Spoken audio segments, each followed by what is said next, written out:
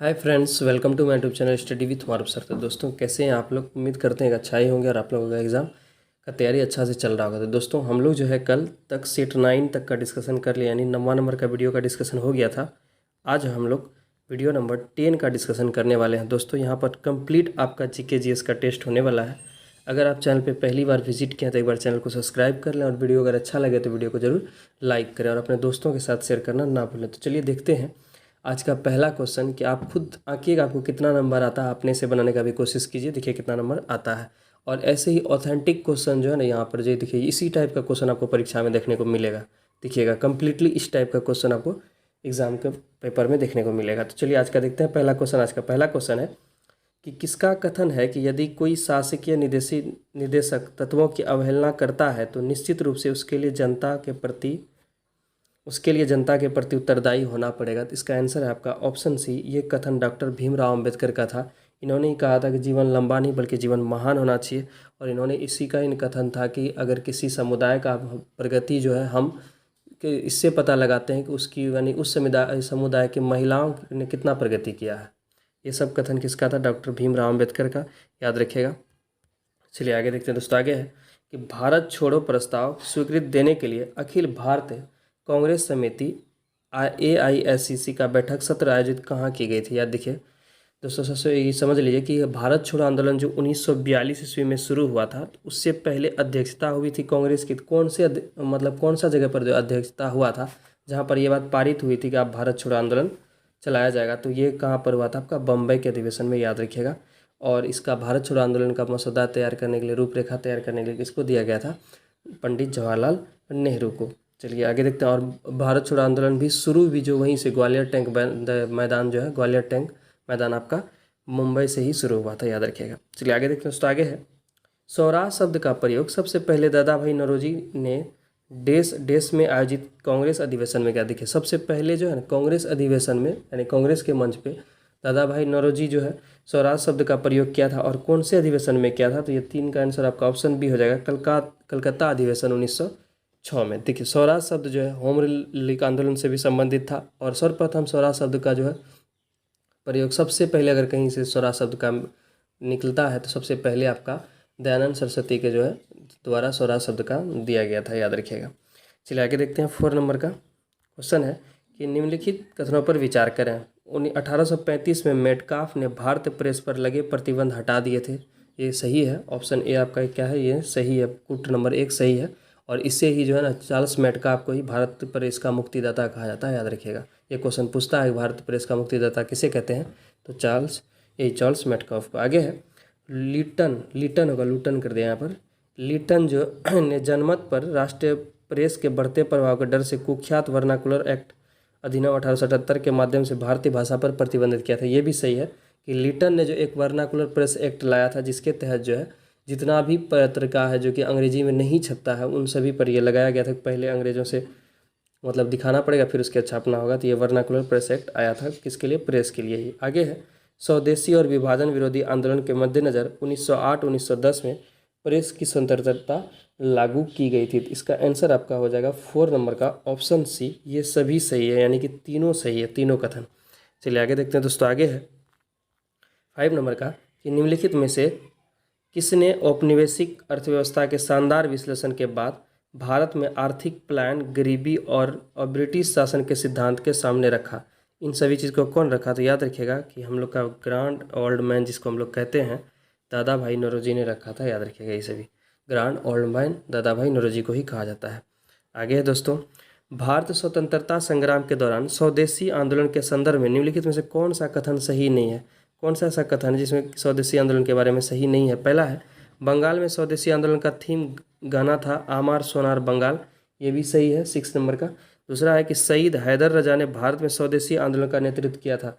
ये भी आपका सही है। दूसरा है गणपति और शिवाजी महोत्सव का आंदोलन मध्यम बन गए थे।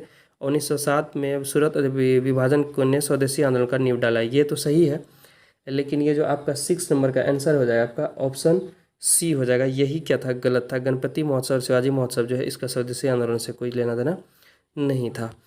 और ये गणपति महोत्सव और शिवाजी महोत्सव का आयोजन कौन किया था? बाल गंगाधर तिलक, याद रखिएगा। ये 1893-94 की बात है। आगे है किसने कहा था कि 18 सुल्तान का विद्रोह ना तो पहला, ना ही राष्ट्रीय और ना ही स्वतंत्रता संग्राम था। ये सब क्वेश्चन पूछा जाता है डायरेक्ट, तो याद रखिएगा। ये कथन आरसी मजमुदार का था। और कहा था, कौन कहा था कि भारतीय 18 सुल्तान की क्रांति जो है पहली स्वतंत्रता की क्रांति थी? तो ये कहा था आपका वी.डी. सावरकर। याद रखिएगा, सावरकर जी का कहना था कि ये स्वतंत्रता संग्राम था, लेकिन पहला ये जो है किसका कथन था? नहीं था, तो ये किसका कथन था? आरसी मजमुदार का। चलिए आगे देखते हैं दोस्तों। आगे है, भारतीय राष्ट्र आंदोलन के दौरान निम्नलिखित में से किन राजनीतिक दलों के बीच गतिरोध को दूर करने के लिए सी राजगोपालाचारी सूत्र तैयार किया गया था, जिसे हम लोग CR फार्मूला कहते हैं? तो ये किसके लिए था? 8 का सी हो जाएगा आंसर। कांग्रेस और मुस्लिम लीग के बीच तैयार हुआ था CR फार्मूला। आगे है, निम्नलिखित में से किसने वाइकॉम सत्याग्रह की शुरुआत की और नमक कानून की रक्षा में कालीकट से पैनूर तक पदयात्रा की थी? इसका आंसर है आपका ऑप्शन 9 नंबर का ऑप्शन सी, यानी कि 9 नंबर का आंसर हो जाए आपका ऑप्शन सी, के केलापन। याद रखिएगा, के केलापन। आगे देखते हैं दोस्तों। आगे है, बक्सर के लड़ाई 1764 के बाद जो हुआ था, बक्सर का लड़ाई जो हुआ था, बक्सर का युद्ध 1764 के बाद ईस्ट इंडिया कंपनी के निम्नलिखित में से किन स्थानों को दीवानी अधिकार मिल गया था ईस्ट इंडिया कंपनी को? तो बिहार, बंगाल और उड़ीसा तीनों का दीवानी मिल गया था। इसलिए आंसर हो जाएगा आपका ऑप्शन डी करेक्ट हो जाएगा। याद रखिएगा। और बक्सर युद्ध का जो है सेनापति कौन था अंग्रेजों की तरफ से? तो हेक्टर मुनरो। याद रखिएगा, पूछता है क्वेश्चन। और ये कौन से संधि के तहत इसको बंगाल, बिहार और उड़ीसा की दीवानी मिली थी? इलाहाबाद की संधि के तहत। चलिए आगे देखते हैं दोस्तों। 11 नंबर के क्वेश्चन की ओर बढ़ते हैं। निम्नलिखित में से किस अधिनियम की जवाहरलाल नेहरू ने यह कहकर आलोचना की थी कि सिर्फ ब्रेक वाली मशीन है जिसमें इंजन नहीं है? इसका आंसर आपका ऑप्शन बी, भारत सरकार अधिनियम 1935 को ये कहकर आलोचना किए थे। आगे है, बंगाल, बिहार और उड़ीसा की दीवानी ईस्ट इंडिया कंपनी को देश के साथ 1756, ये गलत है यहाँ पर, 1765 होना चाहिए, 1765 की संधि द्वारा दे दी गई थी। तो 1765 की संधि द्वारा दे दी गई थी। कौन दिया था? तो ये शाह आलम द्वितीय ने दिया था। देखिए, बक्सर का युद्ध शाह आलम द्वितीय और अंग्रेजों के बीच हुआ था। तो शाह आलम द्वितीय जो है इलाहाबाद के संधि के तहत जो है आप इसको जो है बंगाल को, बिहार और उड़ीसा का दीवानी दे दिया था, इसको अंग्रेजों को। आगे है दोस्तों, किस ब्रिटिश आर्थिक नीति को औपनिवेशिक अर्थव्यवस्था का, यानी किसने ब्रिटिश आर्थिक नीति को औपनिवेशिक अर्थव्यवस्था कहा? तो 13 नंबर का आंसर आपका ऑप्शन डी, मदन मोहन मालवीय का ये स्टेटमेंट था। आगे है, निम्नलिखित में से कौन वहाबी आंदोलन का नेता था? तो वहाबी आंदोलन का नेता आपका कौन था? सर सैयद अहमद बरेलवी। और याद रखिएगा, और इसका केंद्र कहाँ था? आपका पटना था। और सबसे सुसंगठित यही आंदोलन था। याद रखिएगा। 15 नंबर की ओर बढ़ते दोस्तों। भारत में साइमन कमीशन का विरोध का क्या कारण था? तो भारत में साइमन कमीशन का विरोध का कारण जो था कि कमीशन में कोई भी भारतीय सदस्य नहीं होने का कारण, यही सबसे बड़ा रीज़न था, इसलिए उसका विरोध हुआ था। दूसरा जो है, इसमें भारतीय विरोधी भावनाएं थी, ये सब ऑथेंटिक नहीं है, तो इसका आंसर 15 का ए ही हो जाएगा। आगे 16 की ओर बढ़ते हैं। अलीगढ़ आंदोलन के संस्थापक कौन थे? तो अलीगढ़ आंदोलन के संस्थापक सर सैयद अहमद खान थे, जो कि एंग्लो ओरिएंटल मुस्लिम कॉलेज का स्थापना किया था, जो आगे चल कर 1920 में अलीगढ़ मुस्लिम यूनिवर्सिटी बन गया, AMU। याद रखिएगा। चलिए आगे देखते हैं दोस्तों। 16 नंबर के बाद हम लोग बढ़ते हैं 17 नंबर की ओर बढ़ते हैं। क्वेश्चन नंबर है 17, किस संग्राम ने भारत में ब्रिटिश को पूर्ण नियंत्रण का फैसला किया था? देखिए, कौन सा ऐसा जब संग्राम हुआ, यानी कौन सा क्रांति लड़ाई हुआ, इसके बाद ये कन्फर्म हो गया कि आप ब्रिटिशों का जो है पूरा नियंत्रण भारत पे हो जाएगा? तो ये बक्सर के युद्ध के बाद हो गया था। याद रखिएगा, बक्सर का युद्ध 22 अक्टूबर 1765 में लड़ा गया, 65 में सॉरी। आगे है, भारत के राष्ट्रपति के संबंध में निम्नलिखित में से कथनों पर विचार करें। कौन सा कथन भारत के राष्ट्रपति के संबंध में सही है? तो 17 का सी हो गया था। 18 का आंसर हो जाएगा आपका ऑप्शन डी, यानी कौन सा? देखिए, पहला दिया है, विधानसभा के सदस्यों और संसद के दोनों सदस्यों को निर्वाचित सदस्य राष्ट्रपति का चुनाव में भाग लेते हैं। दूसरा है, राष्ट्रपति के अध्यादेश बनाने की शक्ति विवेकाधीन शक्ति नहीं है। दूसरा है, राष्ट्रपति चुनाव से संबंधित सभी विवादों का जांच फैसला चुनाव आयोग करता है। तो 18 नंबर का आंसर हो जाए आपका ऑप्शन डी, केवल दो ही क्या है आपका, नीचे देख कुछ सही है कि राष्ट्रपति के अध्यादेश बनाने की शक्ति विवेकाधीन शक्ति है। ऑप्शन डी इसका करेक्ट होगा। चलिए आगे देखते हैं 19 नंबर की ओर। किस अनुच्छेद के द्वारा दिए गए अधिकारों का उल्लंघन होने पर सुप्रीम कोर्ट बंदी प्रत्यक्षण का रीट जारी करता है? तो बंदी प्रत्यक्षकरण का जो रीट जारी होता है, तो वो कौन से अनुच्छेद के तहत होता है? तो इसका आंसर हो जाए आपका 19 नंबर का ऑप्शन डी, अनुच्छेद 21 के तहत बंदी प्रत्यक्षकरण जारी होता है। आगे है, निम्नलिखित जोड़ियों पर विचार करें। स्वतंत्रता न्यायपालिका अमेरिका से, संसदीय विशेषाधिकार जो आपका कहाँ है? ब्रिटिश संविधान से। राष्ट्रपति की निर्वाचन पद्धति ऑस्ट्रेलिया से। तो इसका आंसर आपका हो जाएगा ऑप्शन बी। 1 और 2 ही सही है। ऑस्ट्रेलिया से राष्ट्रपति का निर्वाचन पद्धति नहीं लिया गया है बल्कि कनाडा से लिया गया है, याद रखिएगा। चलिए आगे देखते हैं दोस्तों, आगे हम लोग कुछ बढ़ते हैं।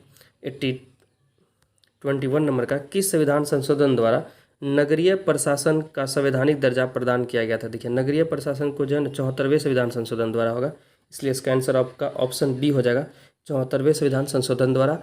और सभी इसको पंचायत को संवैधानिक दर्जा आपका 73वें संविधान संशोधन द्वारा 24 अप्रैल 1993 को हुआ था, इसलिए हर साल हम लोग 24 अप्रैल को राष्ट्र पंचायती राज दिवस के रूप में मनाते हैं। चलिए आगे देखते हैं दोस्तों, आगे है जनमत संग्रह के माध्यम से जनमत संग्रह के माध्यम से निम्नलिखित में से किन रियासतों को भारत ने अपने में मिला लिया था? तो देखिए, जनमत संग्रह के तहत जो है आपका किसको मिला लिया था? तो जूनागढ़ को मिला लिया था, याद रखिएगा। और कश्मीर का विलय जो भारत में हुआ था तो वो हुआ था किस विलय पत्र के तहत साइन करके, और हैदराबाद में ऑपरेशन पोलो चलाकर, याद रखिएगा। इसलिए इसका आंसर हो जाएगा कि जनमत संग्रह के माध्यम से किसको मिला था? इसका एकमात्र आंसर हो जाएगा आपका ऑप्शन है केवल एक, जूनागढ़ को, याद रखिएगा। फिर से देख लीजिए, हैदराबाद को भारत में मिलाया गया था ऑपरेशन पोलो के तहत। चलिए 23 की ओर बढ़ते हैं, आगे है बुनियादी संरचना के सिद्धांत के बारे में सही बयानों का पहचान करें। विधायिका मूल संरचना को छोड़कर संविधान के सभी भागों में संशोधन कर सकती है, ये तो सही है पहला। दूसरा है न्यायपालिका ने परिभाषित किया है कि संविधान के किन पहलुओं को मूल संरचना कहा जा सकता है, ये वाला क्या आपका गलत है। दूसरा है बुनियादी सिद्धांत की पहली अभिव्यक्ति केशवानंद भारती के मामले में हुई थी, ये भी आपका क्या है, सही है। तो 23 का आंसर हो जाए आपका ऑप्शन ए, 1 और 3 सही है, 2 गलत था।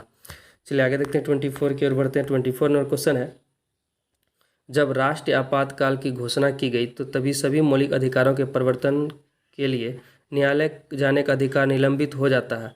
इसके अपवाद कौन सा अनुच्छेद, यानी कौन से दूसरे अनुच्छेद को छोड़कर बाकी सभी अनुच्छेद जो है आपका अनुच्छेद का निरस्त हो जाता है? तो 24 नंबर का आंसर आपका ऑप्शन बी, अनुच्छेद 20 और 21 को छोड़कर। चलिए आगे देखते हैं दोस्तों, क्वेश्चन है आपका कि भारत के राज्यों के पुनर्गठन हेतु निम्नलिखित में से किन किन आयोगों या समितियों का स्थापना की गई? देखिए, राज्यों का पुनर्गठन जो शुरू हुआ था तो किन किन आयोगों का गठन किया गया, उसका क्वेश्चन आपको पूछ रहा है। तो चलिए इसका ऑप्शन है आपके सामने कि एस.के. धर आयोग, फजल अली आयोग, जे.पी.वी. समिति आयोग, ये भी जो है ना तीनों आयोग जो है आपका ये राज्यों का पुनर्गठन से संबंधित, इसलिए इसका आंसर हो जाएगा आपका ऑप्शन सी, यानी 1, 2, 3 तीनों सही है। चलिए आगे है दोस्तों 26 नंबर का कि वायुमंडल में नाइट्रोजन की मात्रा कितना? देखिए, वायुमंडल में सबसे ज़्यादा गैस जो है ना आपका नाइट्रोजन ही पाया जाता है, और जिसकी मात्रा कितना है, 78% है। दूसरा आपका जो है कौन है, उसके दूसरे नंबर वाला ऑक्सीजन पाया जाए जो लगभग 20% है। चलिए आगे देखते हैं दोस्तों, आगे है निम्नलिखित में से ऋग्वैदिक काल से संबंधित कथन में निम्नलिखित में ऋग्वैदिक काल से संबंधित कथन में असत्य कथन का कौन सा है, यानी कौन सा ऐसा कथन है जो कि ऋग्वैदिक काल से संबंधित गलत है? पहला है ऋग्वैदिक काल में समाज के कबीले के रूप में संगठित था, बिल्कुल ये सही है। हम लोग को गलत वाला चयन करना, याद रखिएगा, असत्य को। आगे है राजा कोई नियमित या अस्थायी सेना नहीं रखता था, ये भी आपका क्या है, ऋग्वैदिक काल से संबंधित, सही है। आगे है प्रारंभिक वैदिक काल में, देखिए वैदिक काल नहीं, वैदिक काल तो मातृसत्तात्मक था, लेकिन देखिए क्या कह रहा है, प्रारंभिक वैदिक काल में जनजातियां जो है पितृ सत्तात्मक पद्धति का संगठन था, ये बिल्कुल प्रारंभिक वैदिक काल में जो है पितृ प्रधान था, ठीक है। आगे है ऋग्वेद में जन शब्द का सही उल्लेख 270 बार किया है, यही आपका क्या है, गलत है। इसलिए सीट का इसका आंसर जो जाएगा आपका ऑप्शन डी हो जाएगा, यानी कि ये जो है आपका क्या है, गलत है। 270 बार इसका वर्णन नहीं किया गया है, 233 बार शायद किया गया है, थोड़ा कंफर्म नहीं है, लेकिन 270 बार इसका वर्णन नहीं किया गया है। चलिए आगे देखते हैं कि निम्नलिखित में से कौन से हड़प्पा स्थल भारत में मौजूद नहीं है, मतलब कौन सा ऐसा हड़प्पा स्थल है जो कि भारत में मौजूद नहीं है? तो इसका आंसर है आपका ऑप्शन बी। ऑप्शन बी के अकॉर्डिंग हम लोग बता देते हैं आपको कौन कौन है, कि गंवरी वाला, उसके बाद कौन है, गंवरी वाला, कोटद्दी और अमरी, ये तीनों जो है आपका, ये तीनों हड़प्पा स्थल यहाँ आपका जो है भारत में स्थित नहीं है। बाकी आपका जो बचा कौन, मिताथल, नागेश्वर, ये सब भारत में स्थित है। चलिए आगे देखते हैं दोस्तों, आगे है कि चंड प्रद्योत किस प्राचीन गणराज के राजा थे? चंड प्रद्योत जो है राजा थे, तो वो कौन से प्राचीन गणराज के राजा थे? इसका आंसर आपका ऑप्शन सी, अवंती के राजा थे। फिर कहता है बुद्ध ने अपने जीवन के सर्वाधिक उपदेश किस राज्य की राजधानी में दिया? देखिए याद रखिएगा, बुद्ध ने अपना सर्वाधिक उपदेश जो है श्रावस्ती में दिया था, ठीक है। तो श्रावस्ती में जो है किस राज्य की राजधानी में दिया है, तो यानी कि श्रावस्ती एक जगह था, लेकिन किस राज्य की राजधानी में वो जगह पड़ता था, वो क्वेश्चन आपसे पूछ रहा है। इसलिए इसका आंसर हो जाए आपका ऑप्शन 30 नंबर का आंसर है आपका ऑप्शन बी, कौशल। देखिए क्वेश्चन कितना अंदर से घुमा के पूछ लिया। अक्सर आपको क्वेश्चन देखने को मिलेगा कि महात्मा बुद्ध ने अपना सबसे ज़्यादा सर उपदेश कहाँ दिया है, तो श्रावस्ती में। लेकिन पूछ लिया कि वो श्रावस्ती जो है एक जगह है, तो लेकिन वो कौन से राज्य के राजधानी में पड़ता है, तो ये कौशल राज्य के राजधानी में दिया था, याद रखिएगा। चलिए आगे देखते हैं दोस्तों 31 नंबर का कि निम्न में से कौन सी सूफी संत विचारों को सिखों के धर्म ग्रंथ आदि ग्रंथ में संकलित किया गया। देखिए सिखों के धर्म ग्रंथ जो है आदि ग्रंथ में, उसमें कौन से कौन से चिश्ती कर दिया है सूफी संत का, तो इसका आंसर है फरीदुद्दीन गंज ए शकर का जो है उपदेशों को जो है धर्म ग्रंथ आदि धर्म ग्रंथ में भी संकलित किया गया है, याद रखिएगा। इसका आंसर आपका ऑप्शन सी हो जाएगा, फरीदुद्दीन गंज ए शकर। चलिए आगे देखते हैं दोस्तों 32 नंबर का कि दिल्ली सुल्तानों के अंतर्गत अधिकारियों को नियत की गई भूमि के लिए निम्न शब्द का प्रयोग किया। देखिए दिल्ली सल्तनत में भी जो ना, यानी कि वेतन के बदले भूमि दिया जाता था, ठीक है। तो उस भूमि की व्यवस्था को क्या कहा जाता था, उस भूमि की व्यवस्था को इक्ता व्यवस्था कहा जाता था। और ये इक्ता प्रणाली का शुरुआत इल्तुतमिश ने किया था, याद रखिएगा, जिससे दिल्ली का वास्तविक सुल्तान यानी कि दिल्ली सल्तनत का वास्तविक संस्थापक माना जाता है। चलिए आगे देखते हैं दोस्तों कि दिल्ली का हौज ए खास किसने बनवाया था। देखिए हौज ए खास जो है ना राज घराने के लिए बनवाया था, और कौन बनाया था, अलाउद्दीन खिलजी। आगे है मियावाकी पद्धति क्या है। देखिए ये क्वेश्चन कहीं ना कहीं आपको अक्सर में देखने को मिल जाता है। ये मियावाकी पद्धति देखिए क्या है, तो ये मियावाकी पद्धति जो है ना, ऑप्शन सी हो जाएगा इसका आंसर, घने और विविध जंगलों को तेजी से उगाने की एक विधि है, जिसे हम लोग क्या कहते हैं, मियावाकी विधि पद्धति। चलिए आगे देखते हैं 35 नंबर के क्वेश्चन की ओर बढ़ते हैं मित्रों। 35 नंबर क्वेश्चन है आपका कि भारत वन रिपोर्ट के अनुसार 2021 के अनुसार सर्वाधिक वनावरण प्रतिशत वाला, देखिए सर्वाधिक वनावरण नहीं पूछ रहा, सर्वाधिक वनावरण पूछेगा तो फिर मध्य प्रदेश हो जाएगा। देखिए आपसे पूछ रहा है प्रतिशत वाला। निम्नलिखित राज्यों के सही अवरोही क्रम को निम्न में से कौन सा है, कौन सा सही अवरोही क्रम, अवरोही क्रम मतलब ये हो गया कि बड़ा से छोटा यानी कि ज़्यादा से कम की ओर। तो ये इसका आंसर हो जाएगा 35 का ऑप्शन सी।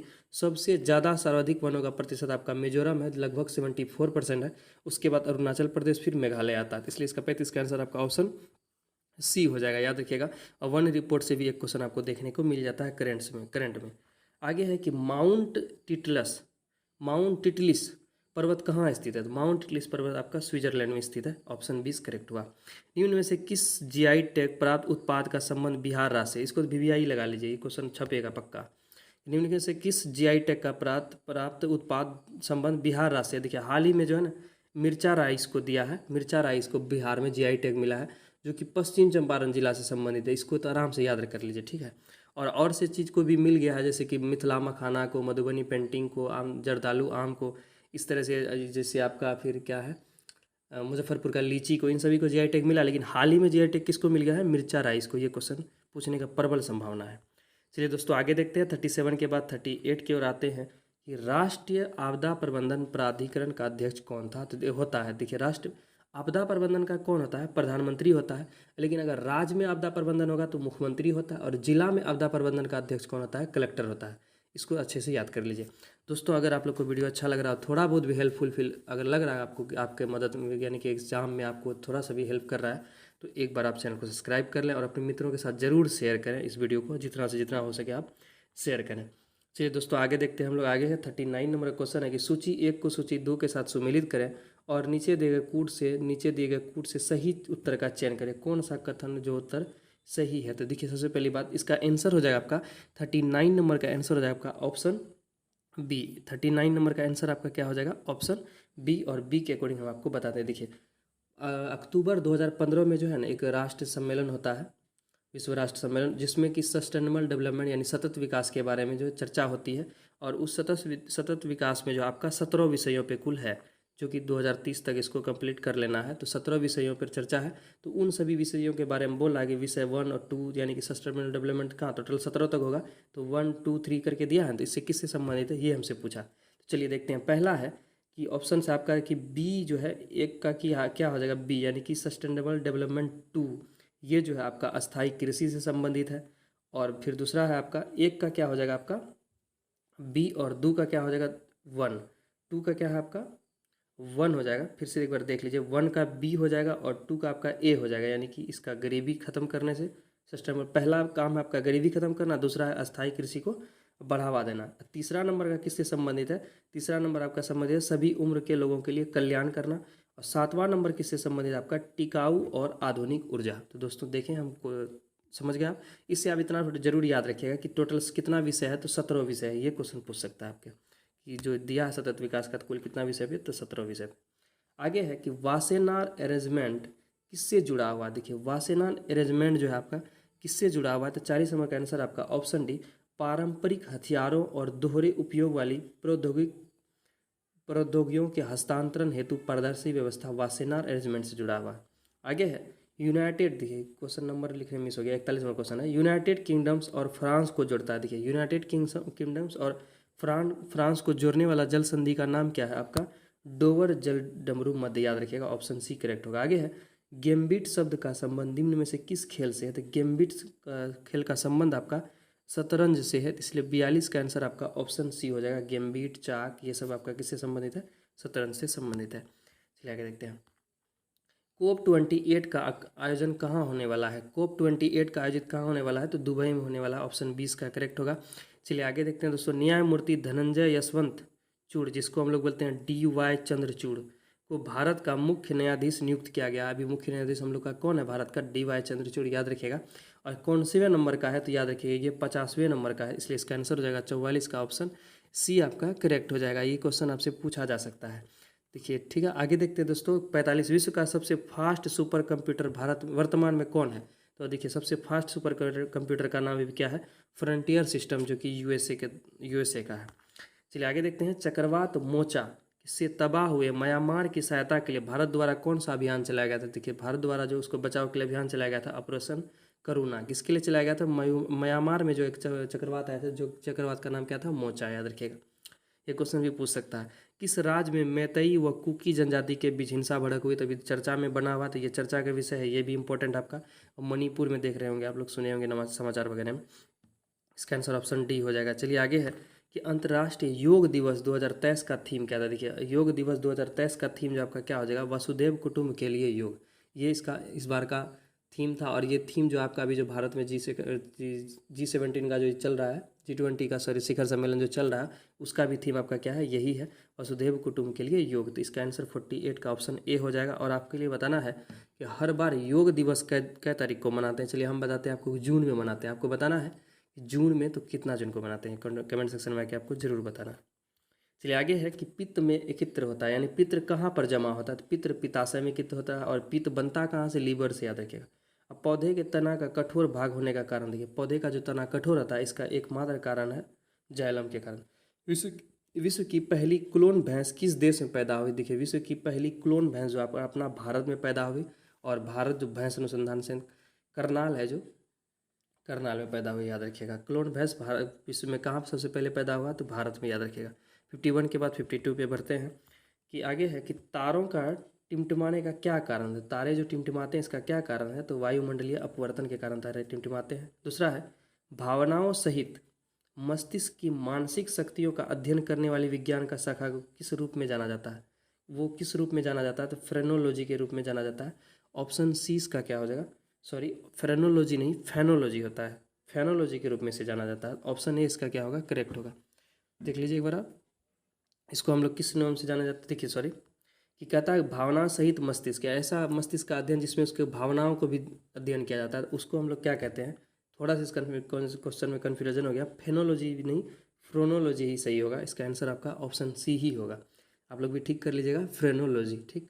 चलिए आगे देखते हैं 54 का कि DNA फिंगरप्रिंट्स के जनक कौन है। देखिए DNA के फिंगरप्रिंट्स के जनक किसे माना जाता है, तो 54 का आंसर है आपका ऑप्शन सी। कौन है आपको ऑप्शन सी में, अलेक जेफरीज को जो है DNA का फिंगरप्रिंट्स के जनक माना जाता है। और बताना है कि DNA का खोज किसने किया था, और DNA का जो प्रयोगशाला में पहली बार प्रयोग कौन किया था, ये भी आप लोग को कमेंट सेक्शन में आके बताना है। दूसरा है सबसे बड़ा ब्रायोफाइटा कौन सा है, सबसे बड़ा ब्रायोफाइटा इनमें से कौन सा है, तो इसका आंसर आपका ऑप्शन डी हो जाएगा। और डी आपको दिखाते हैं कि क्या है, तो चलिए देखते हैं। डी में आपका क्या है, दुसोनिया जो है सबसे बड़ा ब्रायोफाइटा है। अब 56 की ओर बढ़ते हैं। 56 का क्वेश्चन है आपका, इस शरीर का वह भाग जो पक्षियों के पंख में बदल जाता है, यानी शरीर का कौन सा ऐसा भाग है जो पक्षियों में पंख बन जाता है और आदमी में ऐसे ही रह जाता है, तो वो क्या है, अग्रपाद ऐसा भाग है जो पक्षियों में पंख बन जाता है। दूसरा है, ये क्वेश्चन बहुत इंटरेस्टिंग है। दूसरा क्वेश्चन आपका कि मानव शरीर की सबसे भारी अंग कौन सा है, अभी सबका मन में आ गया होगा कि हड्डी है ना, देख के लग रहा होगा, लेकिन ये जानकर आपको बेहद खुशी होगी कि इसका आंसर आपका त्वचा हो जाएगा। और त्वचा का कुल वजन लगभग 4.5 kg है, याद रखिएगा। शरीर का सबसे भारी अंग कौन सा? अपना त्वचा है। चलिए आगे है, उस प्रणाली का नाम बताएं जो आपके द्वारा की जाने वाली हर गतिविधियों को नियंत्रित करता है। यानी शरीर का सारा गतिविधि किससे नियंत्रित होता है? भाई एक ही के कंप्यूटर साहब है आपका तंत्रिका तंत्र, याद रखिएगा, मस्तिष्क जो है। आगे है, निम्नलिखित में से कौन संयोजी उत्तक नहीं है? यानी कौन सा ऐसा चीज़ है जो कि इसमें संयोजी उत्तक नहीं है? तो 59 नंबर का आंसर आपका ऑप्शन बी, कंकाल की मांसपेशियाँ जो है संयोजी उत्तक नहीं है। बाकी हड्डी, उपास्थि और रक्त ये सभी संयोजी उत्तक से ही बना हुआ है। चलिए आगे देखते हैं, किन में कार्बोहाइड्रेट नहीं होता है? यानी कौन सा ऐसी चीज़ है जिसमें कार्बोहाइड्रेट नहीं पाया जाता है? इसका आंसर आपका ऑप्शन बी, वायरस यानी विषाणु में। निम्न में से कौन सा एक मादा लिंग हार्मोन है? देखिए मादा लिंग हार्मोन, इसमें आपका ऑप्शन है प्रोजेस्टेरोन, इंसुलिन, एड्रेनलिन, मेलाटोनिन। इसका आंसर आपका हो जाएगा प्रोजेस्टेरोन, याद रखिएगा। 61 नंबर का आंसर आपका ऑप्शन ए, प्रोजेस्टेरोन। मैं देखिए मादा लिंग हार्मोन में 3 हार्मोन अक्सर पाया जाता है, ऑक्सीटोसिन और रिलैक्सेसिन और एक प्रोजेस्टेरिन, याद रखिएगा। ऑक्सीटोसिन की मदद से दूध होता है मादाओं में। आगे है, थायराइड निम्न में अंग तंत्र का भाग है। कौन सा अंग तंत्र का भाग है थायराइड? थायराइड जो अपना एक अंतःस्रावी ग्रंथि है, याद रखिएगा। दूसरा है कि सॉल्क टीका किसके लिए होता है? तो सॉल्क टीका आपके लिए जो है किसके लिए होता है? तो 63 नंबर का आंसर आपका ऑप्शन बी, ये किसके लिए होता है? टिटनस यानी डीपीटी के लिए होता है, याद रखिएगा, सॉल्क टीका। चलिए आगे है कि निम्नलिखित में से सबसे शक्तिशाली ग्रीन हाउस गैस है। इसमें सबसे ज़्यादा शक्तिशाली ग्रीन हाउस गैस कौन है? तो आपका जल वाष्प होता है। राष्ट्रीय हरित न्यायाधिकरण के मुख्य पीठ स्थित हैं। राष्ट्रीय हरित न्यायाधिकरण का तो 65 नंबर का आंसर आपका ऑप्शन बी, कहाँ पर है? आपका नई दिल्ली में। चलिए आगे देखते हैं मित्रों। आगे है, भारत में उष्णकटिबंधीय आर्द्र व सदाबहार वन कहाँ नहीं पाए जाते हैं? भारत में उष्ण आर्द्र देखिए सदाबहार वन कहाँ नहीं पाए जाते हैं? कहाँ पाए जाते हैं, नहीं याद रखिएगा, फिर कहाँ नहीं पाए जाते। इसका आंसर आपका हो जाएगा ऑप्शन डी, क्या हो जाएगा? दक्कन के पठार में जो ये पाया नहीं जाता। बाकी उत्तर पूर्वी क्षेत्र, पश्चिमी और पूर्वी घाट, अंडमान और निकोबार द्वीप समूह में पाया जाता है।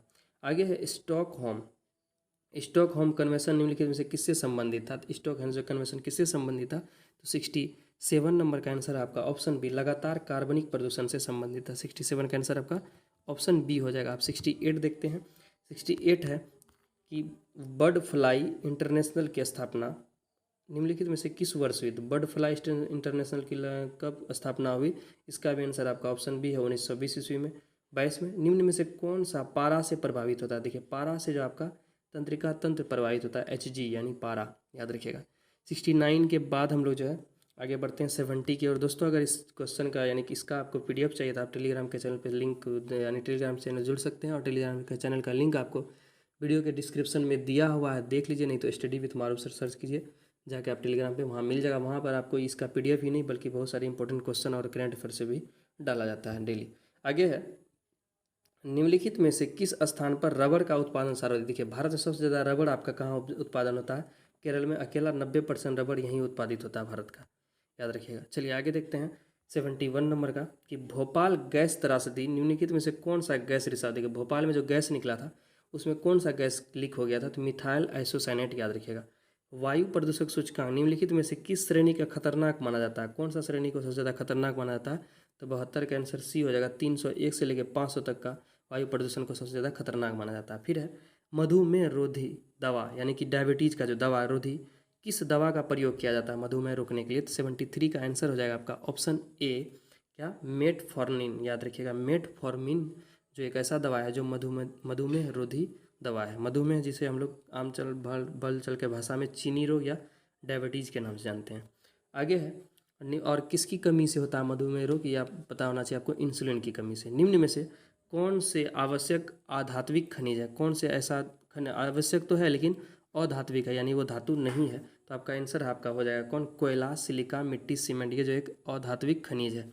आगे है, निम्न में से किस में खारे पानी की पारिस्थितिकी तंत्र को पा सकते हैं? सबसे ज़्यादा खारा पानी आपको कहाँ मिल सकता है?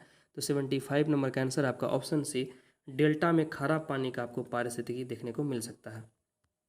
और डेल्टा कैसे बनता है? तो नदी जहाँ पर अपनी मिट्टियाँ जाके छोड़ देती है, जो वहाँ मिट्टी का जो टीला जमा हो जाता है उसे हम लोग डेल्टा कहते हैं। और डेल्टा का निर्माण नदियों के द्वारा होता है। आगे है, विश्व में कुल कितने जैव विविधता हॉट स्पॉट हैं? कितना जैव विविधता हॉट स्पॉट है? तो याद रखिएगा 76 नंबर का आंसर आपका ऑप्शन है 36। याद रखिएगा विश्व में कुल कितना जैव विविधता हॉटस्पॉट है? 36 है, याद रखिएगा। चलिए आगे देखते हैं कि हम जैव ईंधन में एल्कोहल के किन दो रूपों को शामिल करते हैं। सबसे ज़्यादा एल्कोहल उसमें जैव ईंधन में पाया जाता है, किसमें? जैव ईंधन एल्कोहल में सबसे ज़्यादा हम लोग मेथनॉल और इथेनॉल का प्रयोग करते हैं, याद रखिएगा।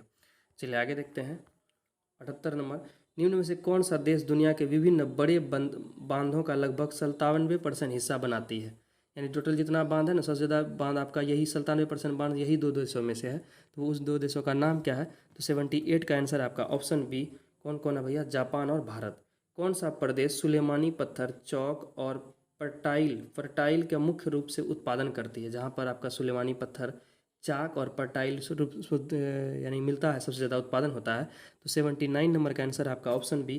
कहाँ पर होता है भाई? गुजरात में। फिर से एक बार देख लीजिए, इसका आंसर क्या हो जाएगा आपका? ऑप्शन बी, गुजरात में। आगे है, अरब सागर की राजधानी किसे कहा जाता है? देखिए, अरब सागर की राजधानी किसे कहा जाता है? तो कोचीन को, बंदरगाह को, कोची बंदरगाह को अरब सागर का राजधानी कहा जाता है। और याद रखिएगा, अरब की रानी पूछ लेता है कभी कभी, अरब सागर की रानी किसे बोलते हैं? तो कोचीन को, याद रखिएगा।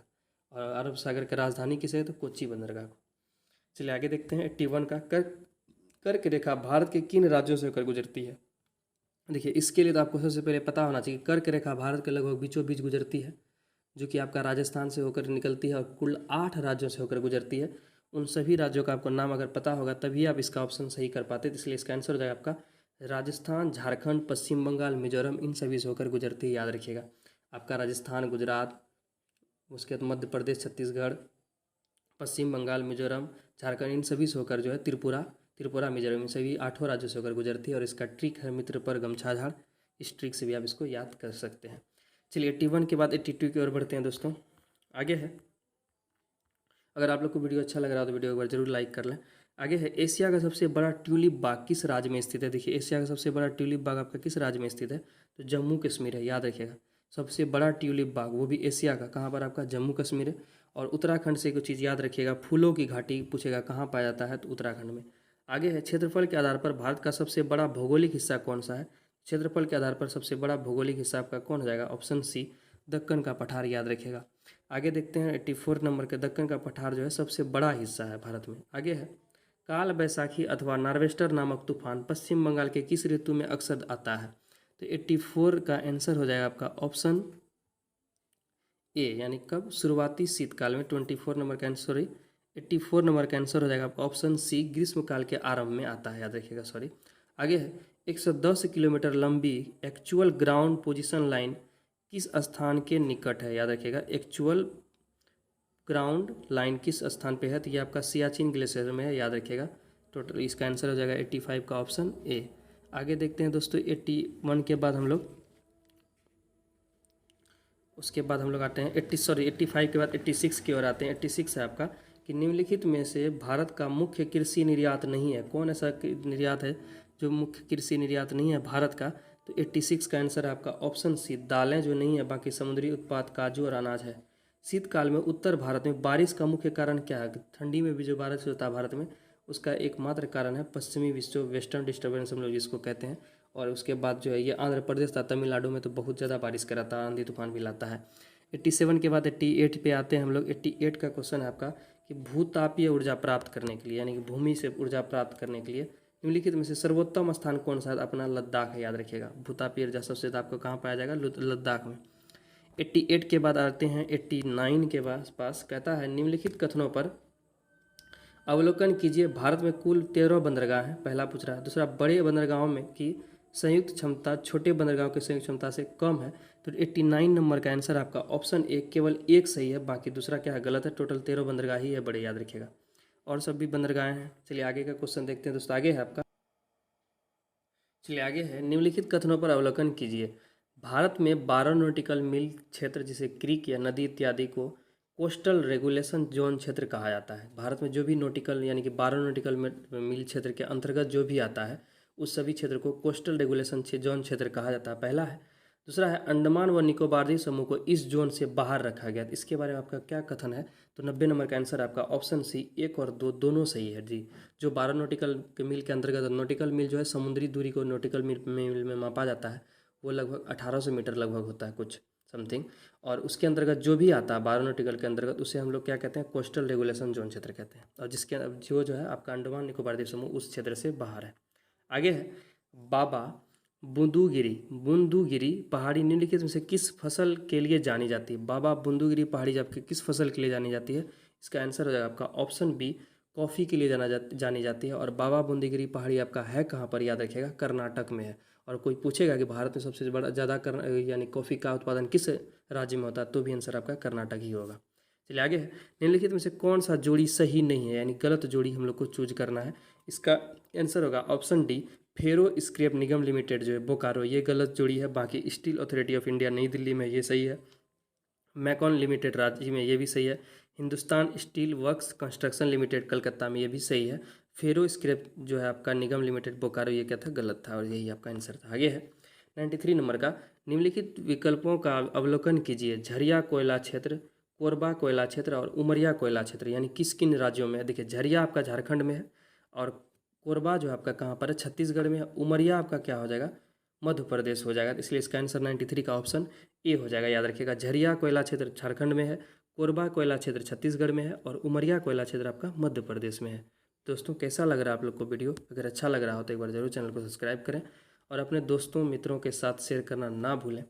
और आगे देखिए कि अर्नुमला कन्नड़ी को केरल का जीआई भौगोलिक पहचान टैग प्राप्त हुआ है। देखिए याद रखिएगा अर्नुमला कन्नड़ी कहाँ का है, केरल का है, जिसे क्या मिला हाल ही में, जीआई टैग प्राप्त हुआ है। तो वो अर्नुमला है क्या, तो अर्नुमला जो आपका क्या है, तो 94 नंबर का आंसर आपका ऑप्शन बी, एक हस्तशिल्प है, यानी कि हस्त के द्वारा कुछ बनाया चीज़ है, तो एक हस्तशिल्प है जिसे हाल ही में जीआई टैग मिला है। केरल का क्या नाम है उसका, अर्नुमला कन्नड़ी। चलिए आगे है कि मुल्ला पेरियार बांध का विवादित मामला किन दो राज्यों के बीच है। देखिए मुल्ला पेरियार बांध जो है दो राज्यों के बीच एक विवादित चीज़ है, तो वो कौन दो राज्यों के बीच चलता है, तो आपका आंसर आपका ऑप्शन डी, तमिलनाडु एवं केरल के बीच। 95 का आंसर आपका ऑप्शन डी हो जाएगा। आगे है निम्नलिखित में से किस स्थान पर पानी सबसे कम तापमान पर उबलेगा। देखिए इसका आंसर तो फिर आप लोग गलती कीजिए, ये भी इंटरेस्टिंग क्वेश्चन है। किसी को भी लगेगा भाई सबसे ज़्यादा गर्मी जोधपुर में पड़ता है इसीलिए वहाँ से ऑलरेडी पानी गर्म रहेगा, उबालेंगे तो जल्दी उबल जाएगा। तो ये आपका आंसर क्या है, गलत है। इसका आंसर आपका क्या हो जाएगा, 96 नंबर का आंसर आपका ऑप्शन बी, शिमला होगा। क्योंकि शिमला में क्या होता है, ठंड पड़ती है और ठंड वाला जगह पे अगर हम लोग गर्म करेंगे तो वो जल्दी अवशोषित करेगा उस चीज़ को, गर्मी को जल्दी अवशोषित करेगा। और जल्दी अवशोषित करने के बाद क्या होगा, आपका जल्दी पानी गर्म हो जाएगा। याद रखिएगा इसको ऐसे जानिए, अगर आपको भूख लगा है तो खाना आप जल्दी खाइएगा, और जिसको पहले से भूख कम है तो वो खाना धीरे धीरे खाता है। ये कॉन्सेप्ट आप दिमाग में घुसा लीजिए कि जिसको भूख ज़्यादा रहेगा वही ना जल्दी खाना खाएगा। तो इसलिए आपका क्या होगा कि इसको भाई ये पानी ऑलरेडी पहले से ठंडा था इसलिए जल्दी गर्म होगा। चलिए आगे 96 के बाद 97 की ओर बढ़ते हैं दोस्तों। आगे है कि मानसून में भारत में अधिकतर राज्यों में भारी वर्षा होती है, निम्नलिखित में से कौन सा ऐसा राज्य है जो इसका अपवाद है। देखिए करीब करीब भारत में जो है ना वर्षा जो है आपका मानसून से हो जाती है, तो सबसे ज़्यादा वर्षा आपका कहाँ पर, देखिए ऐसे मानसून जो आपका नीचे से आता है पश्चिम, याद रखिएगा दक्षिण पश्चिम मानसून जो केरल का मलाबार तट से क्या होता है, टकराता है। तो मलाबार से टकराने के बाद केरल, कर्नाटक, आंध्र प्रदेश इधर तो करीब करीब सब जगह वर्षा कराता है, लेकिन उस समय आपका तमिलनाडु में वर्षा नहीं करवा पाता है क्योंकि वो जो है इस पार में आता है, पहाड़ी के इस पार, जिसे हम लोग वृष्टि छाया कहते हैं। वृष्टि छाया पड़ जाने के कारण तमिलनाडु में वर्षा मानसून से नहीं होती है। मानसून से नहीं होती लेकिन कौन सी से होती है, तो आपका तमिलनाडु में वर्षा आपका वेस्टर्न डिस्टर्बेंस होता है। देखिए तो अभी तुरंत हम लोग डिस्कस किए थे आगे, पश्चिमी विक्षोभ से जो ठंडी में वर्षा होती है तमिलनाडु में, इसलिए बाहर हम लोग का इधर जो आपका केरल वगैरह ऊपर में सब तो गर्मी में ही वर्षा होती है। बिहार में भी देखते होंगे आप, अभी बारिश का मौसम चल भी रहा है। आगे है कि भारत का सबसे ऊंचा झरना कुंचिकल झरना किस राज्य में स्थित है। इसको भी यही लगा लीजिए, ये इंपॉर्टेंट क्वेश्चन है कि भारत का सबसे ऊंचा झरना जिसका नाम क्या आपका कुंचिकल झरना है वो किस राज्य में है। तो कुंचिकल झरना आपका किस राज्य में है, तो याद रखिएगा कर्नाटक में है। कौ से कुंचिकल, कौ से कर्नाटक, याद रखिएगा। दोस्तों हम लोग जो है 98 जीके जीएस का क्वेश्चन इस सेट में था, उसको कंप्लीट डिस्कशन कर लिया। और आपको कैसा लगा मेरा मेहनत, आप एक बार कमेंट सेक्शन में आके जरूर फीडबैक दें। आपका एक फीडबैक से हमको कहीं ना कहीं थोड़ा मोटिवेशन मिलता है उससे, और इसी तरह से हम जो आपके लिए अलग अलग प्रकार का सेट, यानी पहले तो इसको कंप्लीट कराएंगे, फिर जब तक एग्ज़ाम नहीं हो रहा है तब तक जो है आपका अलग अलग तरह का सेट आपको डिस्कस इस चैनल के माध्यम से कराया जाएगा। और अगर आपको अभी तक चैनल को सब्सक्राइब नहीं किया तो चैनल को सब्सक्राइब कर लें। और नेक्स्ट ये जब जो क्वेश्चन आपका मैथ रीजनिंग का बचा इसे आपने खुद से अपने घर में सॉल्व करें और बनाएं, और इसका जो है PDF हम आपको टेलीग्राम के चैनल पे दे देंगे। टेलीग्राम के चैनल का लिंक आपको डिस्क्रिप्शन में दिया हो। तो दोस्तों मिलते हैं नेक्स्ट वीडियो में, तब तक के लिए धन्यवाद।